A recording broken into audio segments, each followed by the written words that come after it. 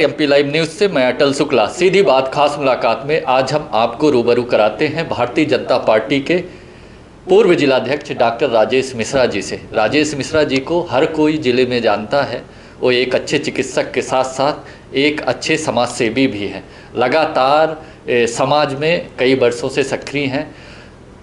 Mishra nursing home एक life line है लोगों के लिए, सीधी जिले वासियों के लिए, और लगातार मिश्रा नर्सिंग होम के माध्यम से लोगों को चिकित्सा के माध्यम से सेवाएं दे रहे हैं। साथ में लगातार वो राजनीति में भी सक्रिय हैं। छात्र जीवन से ही वो जुझारू रहे हैं। छात्र संघ का चुनाव लड़ा, कॉलेज में प्रेसिडेंट रहे। उसके बाद वो चिकित्सक के साथ साथ एक अच्छे राजनेता भी हुए और लगातार भारतीय जनता पार्टी के साथ जुड़कर दलगत राजनीति में आए, जहां वो लगातार संगठन के माध्यम से सक्रिय रहे। संगठन ने समय समय पर उनको बड़े दायित्व दिए और उन्होंने बखूबी उन दायित्वों का निर्वहन किया। तो आइए हम स्वागत करते हैं एमपी लाइव न्यूज में डॉक्टर राजेश मिश्रा जी का। स्वागत है एमपी लाइव न्यूज। धन्यवाद अटल जी। और मैं चाहूँगा कि आपकी जो सोशल मीडिया के माध्यम से मैं समाज को कुछ चीज़ें बता सकूं। मिश्रा जी, आपके राजनीतिक करियर की शुरुआत कहाँ से हुई? कब आप राजनीति में आए? किसकी प्रेरणा से आपने राजनीति में कदम रखा? सही पूछिए तो मुझे ये भी नहीं मालूम है कि मैं राजनीति में कब आया, लेकिन मुझे जब हम लोग छोटे थे उस समय पर एक चुनाव हुआ था जिसमें चंद्र प्रताप तिवारी जी और अर्जुन सिंह जी के बीच चुनाव हुआ था। दोनों हमारे ज़िले के बहुत बड़े नेता थे। अर्जुन सिंह जी का कद उस समय पर बहुत बड़ा था, उनसे कोई जीतने की स्थिति में नहीं था।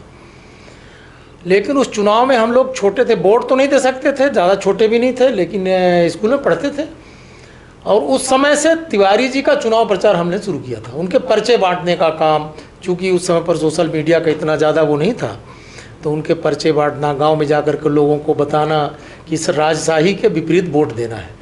और ये प्रेरणा मुझे अपने पिताजी से मिली, क्योंकि मेरे पिताजी पुराने सोशलिस्ट थे और वो चंद्र प्रताप तिवारी जी, सम्माननीय श्री यमुना प्रसाद शास्त्री जी, ऐसे जो वरिष्ठ उस समय के समाजवादी नेता थे, उनके वो मित्र थे, उनके साथी थे। उनके साथ में उन्होंने राजनीति शुरू किया था।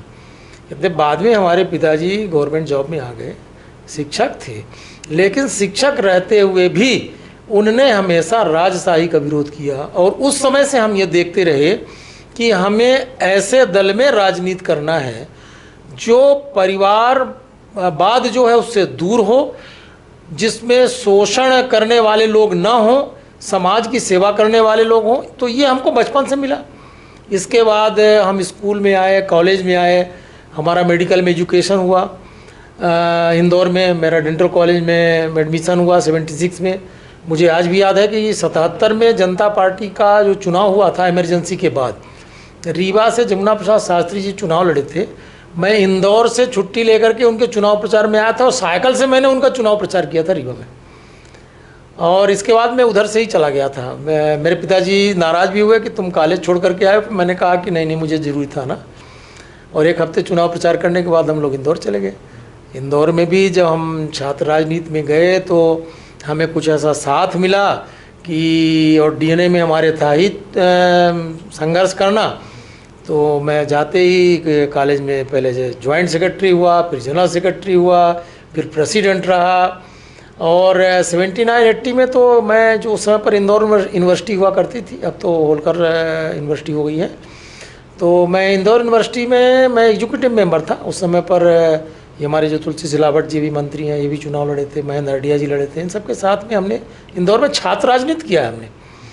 और इसके बाद हमारी 81 में हमारा गवर्नमेंट जॉब हो गया। मैं 1 साल दंतेवाड़ा में रहा। शासकीय सेवा में रहते हुए भी मैं हमेशा अन्याय के खिलाफ लड़ाई लड़ता रहा। मैंने अधिकारियों की बात तब नहीं मानी अगर उन्हें कभी हमें गलत निर्देश दिया, और मैं जो भी सत्य था उसके साथ रहा, गरीबों की सेवा करने में लगा रहा। इसके बाद सीधी में आ गया। सीधी में आप देख ही रहे हैं, मैं 40 साल हो गया मुझे, मैं काम कर रहा हूँ। और जिस दिन से मैं सीधी में आया हूँ, मैंने पीछे मुड़ के देखा नहीं। मैं 24 घंटे काम करने वाला आदमी हूँ। तो इसलिए मुझे कभी ये सोचने को मौका ही नहीं मिला कि मैं राजनीति कर रहा हूँ, सेवा कर रहा हूँ, क्या कर रहा हूँ। ये हमारे ब्लड में था। सर्विस में रहते हुए भी चिकित्सा प्रकोष्ठ में मैं था। हमारे एक राजपत्रित क्लास 2 मेडिकल ऑफिसर्स एसोसिएशन होता था, उसमें भी मैं संभागीय अध्यक्ष रहा। और इसके बाद मैं सीधी में आते ही मैं 82 से ही मैं संघ के माध्यम में आ गया। आरएसएस के हमारे यहाँ पर एक बहुत बड़े हमारे कार्यकर्ता हुआ करते थे, सम्मान्य श्री पद्मनाथ सिंह जी, लालमणि सिंह जी उनके बेटे हैं। उनसे लालमणि सिंह जी से हमारी मित्रता हुई और वो ले गए, पीएन साहब से मिले, फिर हमको सरस्वती शिशु मंदिर का मेंबर बना दिया। और तब से मैं सीधी की जितनी भी सरस्वती शिशु मंदिर हैं, इन सभी लगभग विद्यालयों का, चाहे वो करौंदिया हो, करौंदिया का मैं व्यवस्थापक रहा, अध्यक्ष रहा। चुरहट में जो स्कूल बनी है उसका भी मैं व्यवस्थापक अध्यक्ष रहा। मंडरिया का भी समिति में भी हूँ। ग्राम भारती का मैं जिले का, ग्राम भारती एक ऐसी संस्था है जिसमें पूरे जिले में सरस्वती शिशु मंदिर संचालित होती है, तो उसका भी मैं सचिव रहा, अध्यक्ष रहा। तो समाज सेवा में करने का मेरा शुरू से जुनून था। चिकित्सा का काम करते करते ये मैं सब करता रहा। चाहे चुरहट का विद्यालय शुरू करना हो, इतना संघर्ष हुआ कि जब हम लोग चुरहट में सरस्वती शिशु मंदिर शुरू करने गए थे तो वहाँ धरना प्रदर्शन होता था। कांग्रेस के लोग ये नहीं चाहते थे चुरहट में सरस्वती शिशु मंदिर खुले, उसके लिए आंदोलन करते थे। हम लोगों के खिलाफ FIR दर्ज हुआ, केस लड़े, मुकदमा लड़े, लेकिन नहीं, याद देखिए चुरहट में सरस्वती शिशु मंदिर शुरू है, सीधी में भी ये सब चल रहा है। तो मैं संघ का स्वयंसेवक होने के नाते जो काम मिला उसको करता गया, ये मेरा नेचर रहा। ऐसा कुछ मैंने अलग से नहीं किया। चूँकि आप हिंदूवादी विचारधारा और राष्ट्रवादी सोच के कारण आप संगठन में आए और संगठन में लगातार सक्रिय रहे, और 1977-78 से शायद आप संगठन में हैं। लेकिन भारतीय जनता पार्टी जो उनका राजनीतिक दल है, उस पार्टी में आप कब ज्वाइन किए, किसकी प्रेरणा से भारतीय जनता पार्टी ज्वाइन किया आपने, और अभी तक का अनुभव कैसा रहा इस दल का? देखिए, मैं भारतीय जनता पार्टी में आया 2008 में, 2009 कहना चाहिए। ये लोकसभा चुनाव में गोविंद मिश्रा जी चुनाव लड़े थे और जगन्नाथ सिंह जी से मेरे संपर्क हुआ करते थे। हम लोग जब संघ उनकी बैठकों में जाते थे तो जगन्नाथ सिंह जी से हमारे संपर्क रहते थे। बहुत अच्छे नेता थे वो। मुझे घर में आकर के उन्होंने कहा कि आप जो है भारतीय जनता पार्टी ज्वाइन कर लीजिए।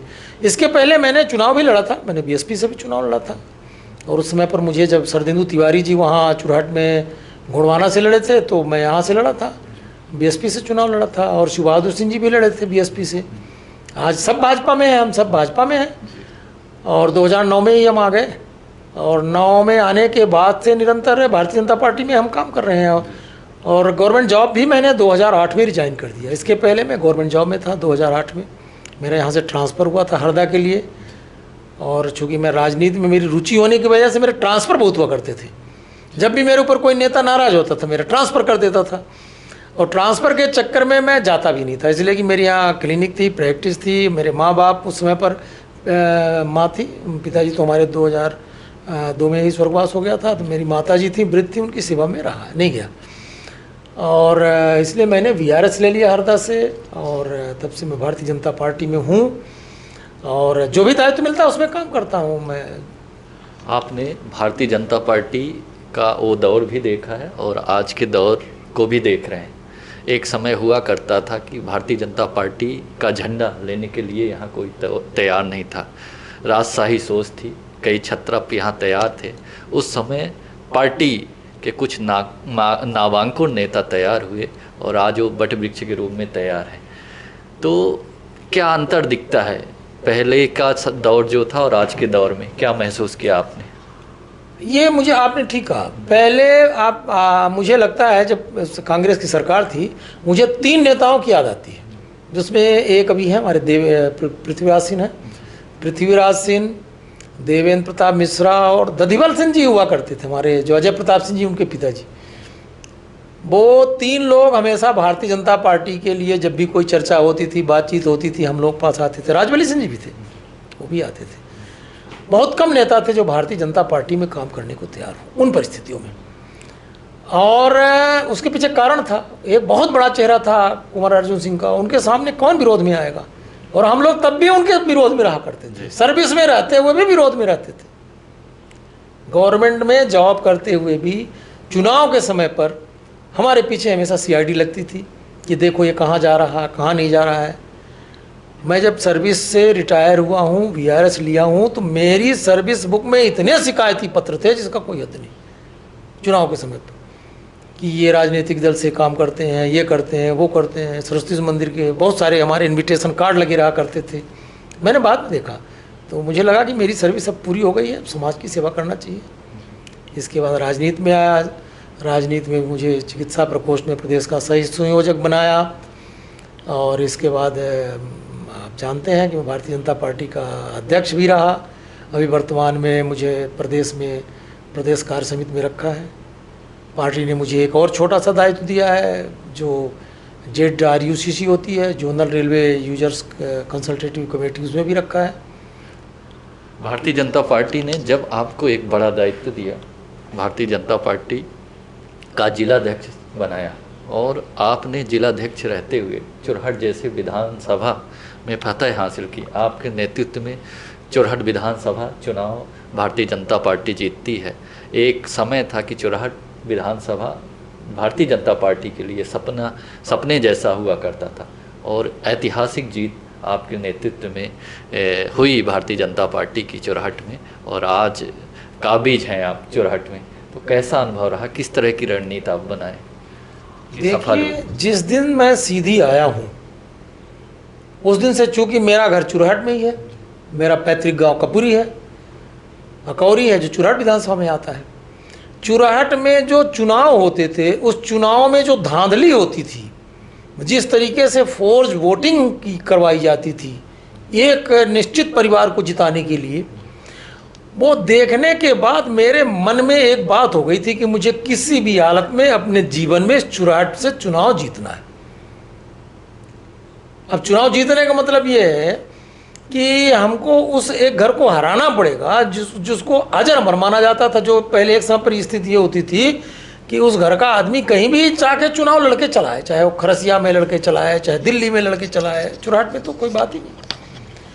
तो मैंने अध्यक्ष होते ही पहले दिन ही प्रतिज्ञा कर लिया था कि मुझे चुरहट विधानसभा जीतना है, और यकीन मानिए मुझे एक भी दिन ऐसा नहीं लगा कि हम चुरहट हार जाएंगे, एक भी दिन नहीं लगा। मैं अकेला ऐसा आदमी था, जब मुझसे किसी ने पूछा, मैंने यही कहा कि हम चुरहट 100% जीत रहे हैं। हमारे पुराने चुनाव के समय पर के कोई भी, आप हमारी बाइट आप लोगों ने जो इस समय पर रिकॉर्ड की थी, अगर आपको ध्यान होगा आप उठा करके देख लीजिए, मैं इतना फुल कॉन्फिडेंट था। उसके पीछे ये कारण था कि चुरहट का आम वोटर वोट देने नहीं पाता था। इस बार पहली बार ऐसा हुआ कि चुरहट का आम वोटर अपने मन मुताबिक वोट दे दिया, और हम जीत गए। हमारी भारतीय जनता पार्टी के विधायक सम्मानित सरदेव तिवारी जीत गए। ये मेरे लिए गौरव का क्षण है, मुझे जीवन पर्यंत याद रहेगा।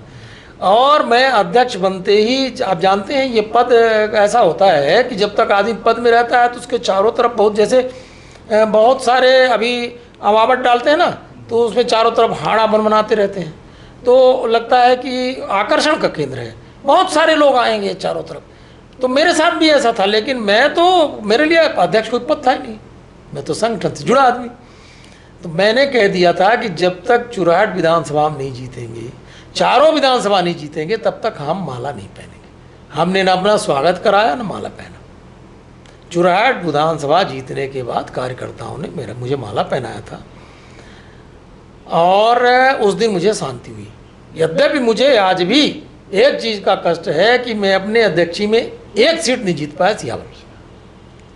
वो समीकरण कुछ ऐसे हुए कि जिसकी वजह से हम नहीं जीत पाए, लेकिन चुरहट जीतना इतना बड़ा काम था कि उसके आगे मुझे ऐसा लगता है कि बहुत बड़ी विजय हुई। चुरहट जीतना बहुत आवश्यक था, और चुरहट से हम लोगों ने राजशाही को उखाड़ फेंका है, और जनता चुरहट की अब भविष्य में अपने मन का चुनाव करा सकेगी, वोट डाल सकेगी। ये बहुत अच्छी बात हुई। संगठन के लिए जिस तरह से आप हमेशा पूरे मनोयोग से सक्रिय रहते हैं, तत्पर रहते हैं, और आपके कुशल नेतृत्व में संगठन ने, चाहे चुरहट विधानसभा जैसी ऐतिहासिक जीत हो, चाहे सीधी विधानसभा हो, चाहे लोकसभा चुनाव हो, चाहे दमोह विधानसभा हो, आपने लगातार जीत हासिल की अपने नेतृत्व में। संगठन की बात अलग है। हर व्यक्ति जो राजनीति में आता है उसकी एक राजनीतिक महत्वाकांक्षा होती है। आपने क्या सोच के रखा है कि जीवन पर्यंत संगठन में रह के काम करना है, या इलेक्ट्रल पॉलिटिक्स में भी आना है? देखिए, राजनीति में काम करने वाला कोई भी व्यक्ति साधु सन्यासी नहीं होता है, उसकी कुछ आकांक्षाएं होती हैं, इसमें कोई दुराई नहीं। मुझे टिकट जब समय आता है तो मैंने लोकसभा का भी मांगा, विधानसभा का भी मांगा। पिछले बार भी मैंने लोकसभा का टिकट मांगा था, विधानसभा का टिकट मांगा था, इसके पहले भी मांगा था। एक बार पार्टी ने हमको लोकसभा का प्रभारी बना दिया। वो बहुत बड़ा दायित्व था। लोकसभा प्रभारी मैं इसके पहले वाले चुनाव में था। मुझे पूरे सीधी, सिगरौली और व्यवहारी क्षेत्र में काम करने का मौका मिला। मैं हर गांव में गया, हर ग्राम केंद्र में गया जिसमें रीति पाठक जी पिछली बार जीती थी, और उनके सामने जो चेहरा था बहुत बड़ा चेहरा था उस समय पर। आप सब जानते हैं इंद्रजीत कुमार जी बहुत बड़ा व्यक्तित्व था, उनको हराया हम लोगों ने। मोदी जी के 2-2 सभाएं कराने का मुझे मौका मिला, एक लोकसभा प्रभारी रहते हुए और एक अध्यक्ष रहते हुए। ये मेरे लिए गौरव की बात है। मोदी जी के 2-2 मंच शेयर करना, उनके साथ उनके पूरे व्यवस्थाओं को देखना, ये मेरे लिए जीवन के गौरव की बात है।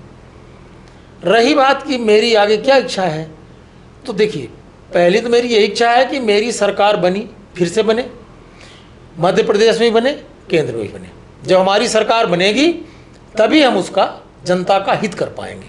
नहीं तो अभी 1 साल 1.5 साल आप जानते हैं कमलनाथ की सरकार थी, पूरा प्रदेश मटिया मेट हो गया था। तो ये चीज़ें हैं। जहाँ मेरी व्यक्तिगत इच्छा की बात है, मुझे संगठन जहाँ भी काम में लगा देगा उसके लिए मैं 24, मुझे निर्वाचन के काम में लगा देगा, चुनाव के काम में लगा देगा, उसके लिए मैं मना थोड़ी करने वाला हूँ। नहीं लगाएगा, कहीं काम करने के लिए भेज देगा, उसके लिए भी हम तैयार रहेंगे। हम तो संगठन से जुड़े हुए आदमी हैं और उसकी पूरी तरह से लकीर पर काम करने वाले लोग।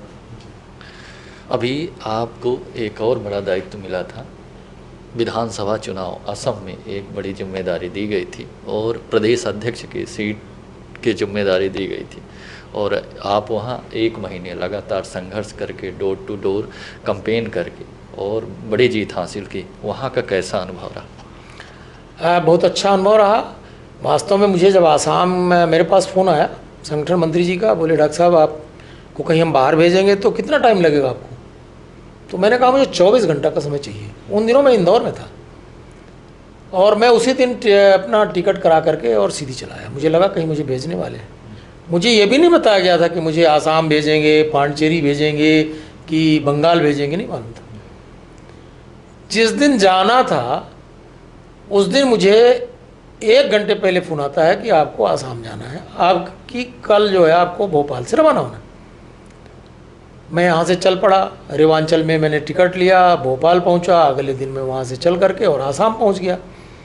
आसाम में भी वहाँ जाने के बाद मुझे नहीं मालूम था कि कहाँ की कौन सी सीट मिलेगी, लेकिन मेरा सौभाग्य है कि मुझे आसाम की सबसे जो अच्छी सीट, आसाम के प्रदेश अध्यक्ष माननीय रंजीत कुमार दास जी की जो सीट थी, पट्टा सरकुसी, ये बजाली ज़िला करके बना है, बजाली ज़िला नया है, उसकी एक विधानसभा की सीट है पटासर कुसी, उसमें मुझे प्रभारी बनाया गया।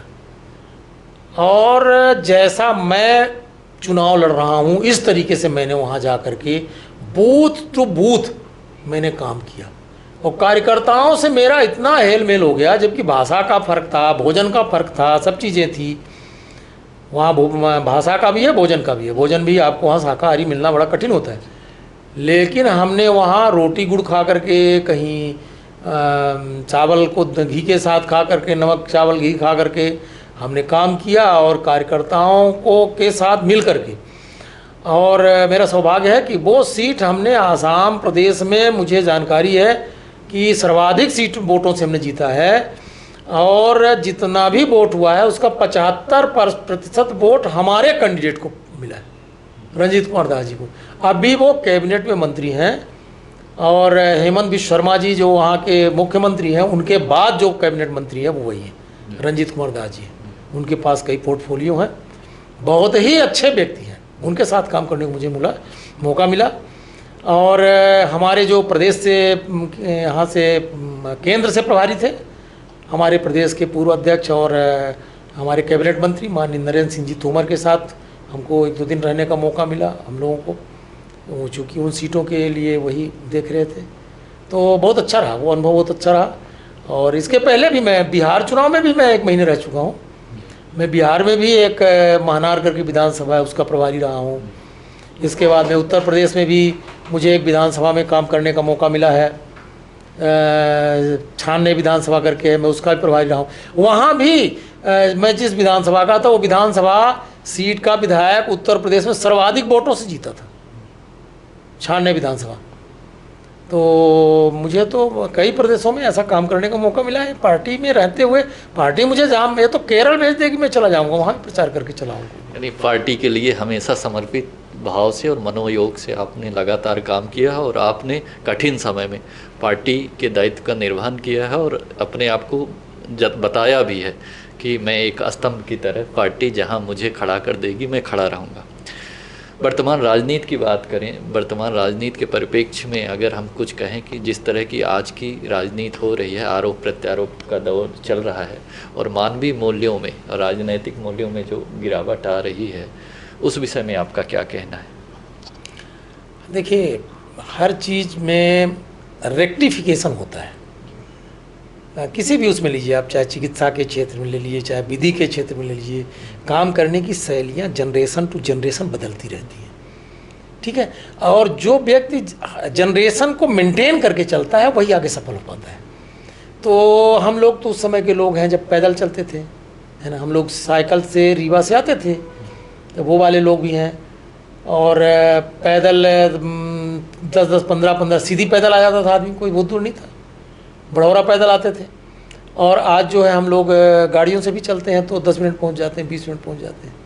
अब हम कहें कि उस ज़माने का जो दौर था वो आज ठीक नहीं है, आज का दौर तब का ठीक नहीं है। तो समय के अनुसार व्यक्ति की सोचने की पद्धति बदलती है, कार्य करने की शैलियाँ बदलती हैं। इसलिए इसको बहुत ज़्यादा मैं इस दृष्टि से नहीं सोचता हूँ। राजनीति है ही ऐसी चीज़ कि जहाँ जैसी ज़रूरत हो उसको वैसे उस तरीके से फिट कर दो, वही व्यक्ति राजनीति में सफल हो सकता है। और हम लोग चूँकि वो सब चीज़ें करने में अभी उतना ज़्यादा हम लोग पुरानी पद्धति से चलते हैं, हमारी पद्धतियाँ काम करने की। पर नई पद्धतियाँ भी जो डेवलप हुई हैं उसमें हमें कोई दिक्कत नहीं है, उनके साथ भी, हम तो नई पीढ़ी के साथ भी काम करने को तैयार हैं। मैं तो जो युवा मोर्चा के लोग हैं उनको बोलता हूँ, तू मेरे साथ काम कर, तू मेरे साथ चल 1-2 दिन, तो मुझे कोई दिक्कत नहीं होती। आप अपने अध्यक्षीय कार्यकाल रहते जिस तरह से भारतीय जनता पार्टी में एक समन्वय स्थापित किया था, बुजुर्गों और युवाओं के बीच में एक सेतु का काम किया था और पार्टी को जिस तरह से संतुलित करके अपने कार्यकाल का निर्वहन आपने किया, कहीं भी वाद विवाद की स्थिति नहीं हुई, संगठन में कभी भी असंतोष नहीं हुआ। वर्तमान के जो जिलाध्यक्ष हैं इंद्रसेन सिंह चौहान, उन्होंने अभी अपनी टीम की घोषणा की है, कई उपाध्यक्ष महामंत्री नियुक्त किए हैं। तो आपकी दृष्टि से किस तरह की टीम है? क्या संतुलित टीम है कि कहीं असंतोष दिखता है? देखिए, होता है ना, जो टीम का कैप्टन होता है उसको टीम में किसको खिलाना है ये उसका डिसीजन होता है, ठीक। वही प्लेयर हमारे लिए अच्छा हो सकता है, उसके लिए अच्छा नहीं हो सकता है, लेकिन जो भी प्लेयर होता है वो टीम के लिए खेलता है, ठीक है ना। पार्टी में जो भी हमारे पदाधिकारी हैं वो सब भारतीय जनता पार्टी के लिए काम करेंगे, दूसरा काम नहीं करेंगे, मुझे इतना कन्फर्म है मुझे। हाँ, इसलिए टीम बहुत अच्छी है, कहीं कोई दिक्कत नहीं है। अंतिम प्रश्न आपसे कि आगे की क्या कार्य योजना है, क्या सोच है, किस तरह का एक्शन प्लान है आपका? क्या प्लानिंग करके रखे हैं कि संगठन में लगातार सक्रिय रहेंगे या और कुछ भी करना है? देखिए, मैं संघ का स्वयंसेवक हूँ, मैं संघ का स्वयंसेवक हूँ, 3य वर्ष प्रशिक्षित हूँ, मेरी कुछ मर्यादाएं हैं, रोज़ शाखा जाने वाला आदमी हूँ। उन मर्यादाओं में रहते हुए और जो भी पार्टी के लिए अच्छा लगेगा, उचित होगा, वो मैं सब करता रहूँगा। और मैं रिटायर होने वाला भी आदमी नहीं हूँ। कुछ लोगों को लगता होगा कि डॉक्टर राजेश मिश्रा भी रिटायर हो जाएंगे, मैं जीवन पर्यंत तक काम करूँगा पार्टी के लिए, अपनी अंतिम सांस तक। मैं जब तक हूँ भारतीय जनता पार्टी के लिए काम करूँगा। मुझे पार्टी जो भी काम देगी, जो भी दायित्व देगी, नहीं तो एक कार्यकर्ता सबसे बड़ा पद होता है। संघ में स्वयंसेवक सबसे बड़ा पद होता है जिसको कोई नहीं छीन सकता है। और राजनीतिक क्षेत्र में जो कार्यकर्ता होता है सबसे बड़ा पद होता है, उसको कोई छीन नहीं सकता है। और मैं उसमें रहते हुए पार्टी मुझे जो भी दायित्व देगी मैं उसे करूँगा, इसके अलावा मैं और कुछ नहीं बोल सकता। अभी हमारी बात भारतीय जनता पार्टी के पूर्व जिलाध्यक्ष डॉक्टर राजेश मिश्रा जी से हुई, जिन्होंने बताया कई प्रश्न हमने उनसे किया, उसका उन्होंने बखूबी जवाब भी दिया। रही बात उनके आगे के करियर की या वो सक्रिय राजनीति में किस तरह से आगे की पारी खेलेंगे, तो उन्होंने बताया कि मैं संघ का एक स्वयंसेवी हूँ और पार्टी का एक कार्यकर्ता हूँ और मेरी एक मर्यादा है, मैं मर्यादा में रहकर जब जो दायित्व मुझे संघ और पार्टी देगी उसका मैं समय समय पर बखूबी निर्वहन करूँगा और मैं आजीवन पार्टी के लिए करता रहूँगा, सक्रिय रहूँगा और पूरे मने योग से काम करता रहूँगा। आगे भी हम आपकी अपडेट्स आप तक लाते रहेंगे। तब तक के लिए धन्यवाद। जय हिंद।